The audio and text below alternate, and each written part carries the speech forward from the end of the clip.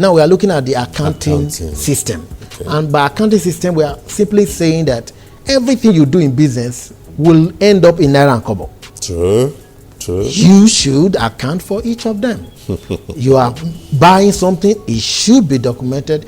You are selling something, it should be documented. Right. Once it is that documented, it's very easy for us to know whether you are profitable or not. Because sometimes some people are in business, they are making money, but they are actually running at a loss. But because they are saying cash. What's going out is higher than what's coming in. But because they are saying cash, they feel that, oh, I'm making money.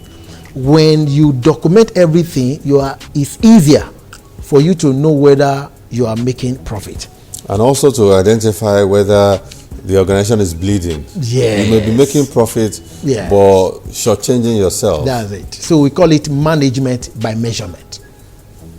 So you must be keeping... So BOI is interested in that as well? Yes. The accounting history of the organization and tracking the currency as it flows around the organization. Record keeping is so important.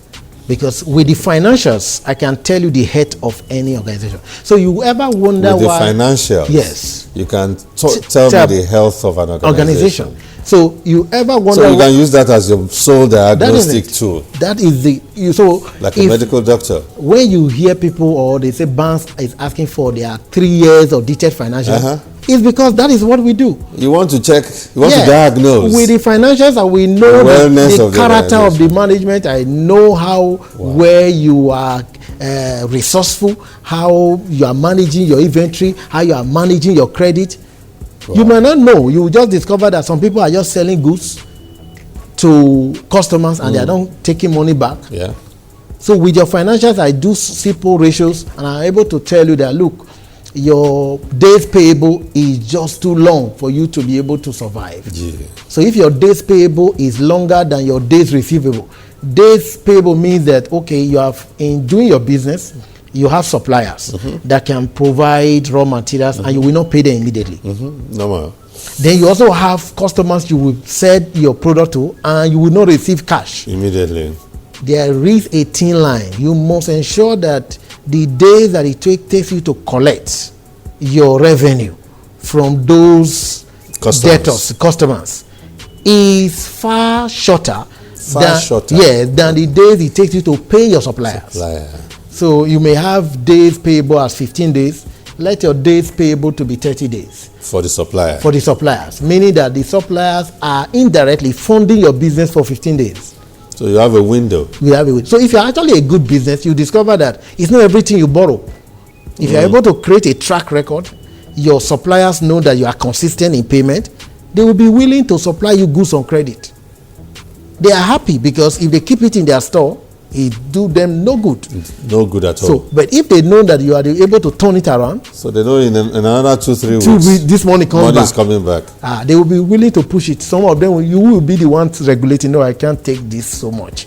This is the market I can guarantee. So that could be another way of funding without equity. Beautiful. We call it in banking or in business instantaneous financing. Instantaneous financing. Yes, you don't need to borrow. You don't need to have terms and interest rate. No. And you're not going to give them dividends. No dividend, no interest, nothing. So you take your. You're only just creating market for them. Yes. So it's a win-win. It's a win-win. Yeah. You're creating markets for them. Yes. They are also funding your business. They are funding your business without giving you monetary value, but they're giving you value that you will have expended money on. Yes. And somebody told me that the success of business is when you ensure that what stays is much lower than what goes out. So which means your cash flow indices, you're able to suppress cash within the organization. Yes. When you don't have to pay for it's the same thing I told you, days payable and days receivable. Days payable and days receivable. Always ensure that your payable is longer. You don't pay as fast as you receive. You know, back in the 70s, I have this uncle, great grand uncle, because at that time the man was in his late 70s. So he's a great grand uncle of mine who had a very successful business. And later on, his first son, who had resided in America for more than 10 years at that time, was asked to come back home to take over the business. And within a few years, the business wrecked. I found out later on that what made the business to wreck was that when his son came back, he found out that they had a lot of debts. Of course, they were making money. The company was healthy. So what he did was just to say, no, he doesn't like debt. He just paid off all the debts. And he didn't want to be owing anybody. And that brought the financial health of the company down. So by the time real spending started coming in, because he didn't know, he didn't know what you talked about now about the accounting history of the company. He didn't know that there are seasons when the company must really spend on certain things. So by the time the spending season came, there was no cash to meet those spendings. Because he has expended it to service the suppliers, to service the debtors, who were not complaining anyway, because they knew there's a window by which the company will pay. There is always, we call it the cash conversion cycle. There is a cycle. I release money today, it goes to into production, there is work in progress, there is finished goods, all these take number of days. Then there is sales, the receivable is created because customer will not pay. All these are taking days. Then until they pay back. So until your money comes back, your cycle is not completed. It's not complete. So you see that it is not the day you spend money in buying raw material that the money will come back. It takes number of days before it comes back. So that is why we always advise that when startups should first understand the industry they play in, and the best way to understand the industry you play in is to go into a value chain at the point where your cash conversion cycle is very short.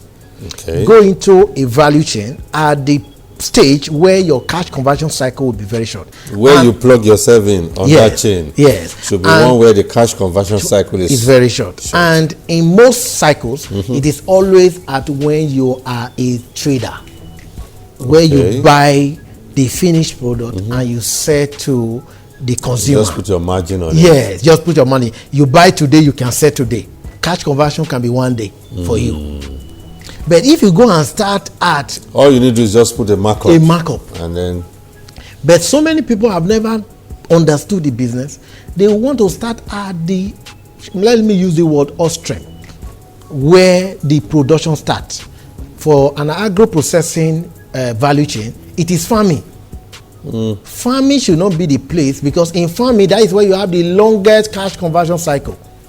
You plant cassava today, you wait till 9 months. And in those 9 months, you are still spending. You are spending money. Money is not coming back. Nurture it. Yes.